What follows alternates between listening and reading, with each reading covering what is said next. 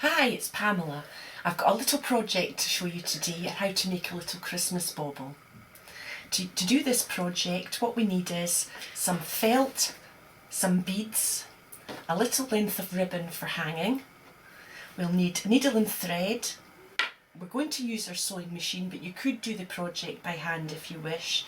And we're going to draw some circles with a Sharpie, and I've just used my masking tape circle for the size. It's about, oh now I did measure it, it is approximately 8 centimetres diameter. I end up over to this side and we'll draw around the circle.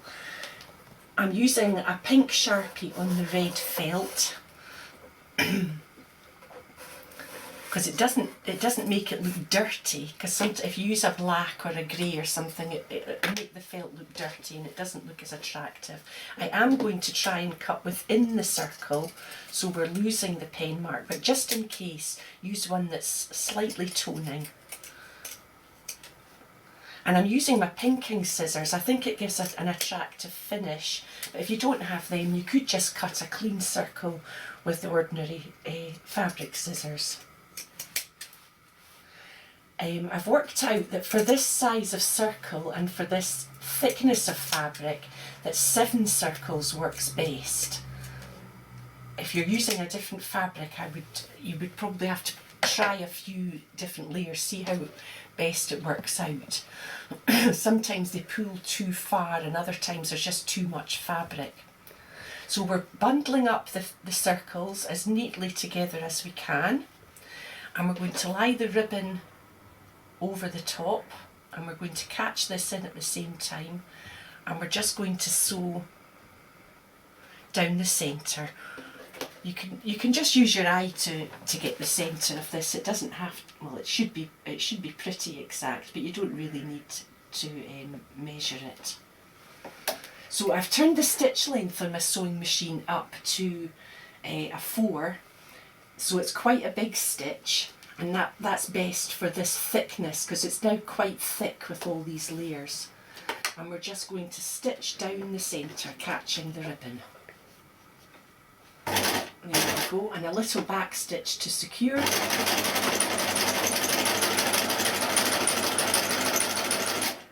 another, securing it at that end, and that's all there is to that. We trim the threads off. And again, the ribbon end. There we are, and we've got our little ribbon holder in the centre. And what I'm going to do now is take 2 layers of the fabric. We've left everything else to the side, just the 2 layers, and we're going to stitch in the centre with a hand needle. A fine needle, because a thick needle would create too big a hole in the fabric and that your thread will just want to pull out again. So a nice fine needle, and go over several times to make sure it's secure. And at this stage you can add a bead if you like. I think the beads improve it drastically. It looks much better with little beads on it, and these little white pearls show up very nicely. So I'll just go through there and secure again at the other end of the thread.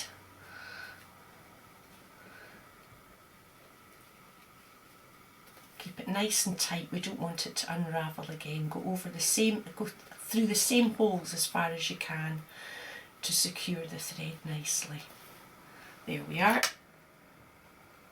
And that's the first one on, and we're going to take the next 2 layers of fabric again and stitch in the centre again. And we're going to work our way around the whole circle, catching 2 layers at a time. So I'll carry on with this. Oh, I've pulled the thread right out again. That's the problem with creating a big hole in the fabric. Thread just pulls out again, so don't pull it too tight on the first couple of turns through. There we are, that's it secured. And then add the bead.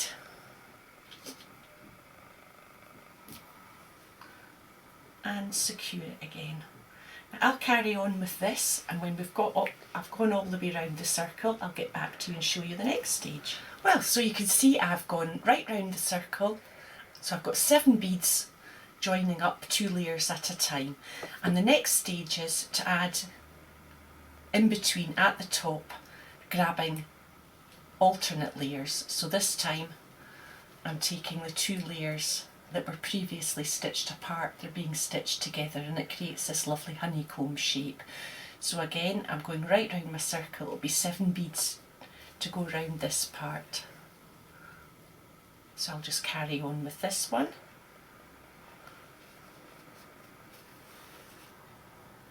So I've completed the top ring of beads, so we've got 7 at the top here now, and we're doing the same at the bottom. We're catching the alternate layers, creating more of the honeycomb, and we'll just work our way around them as well.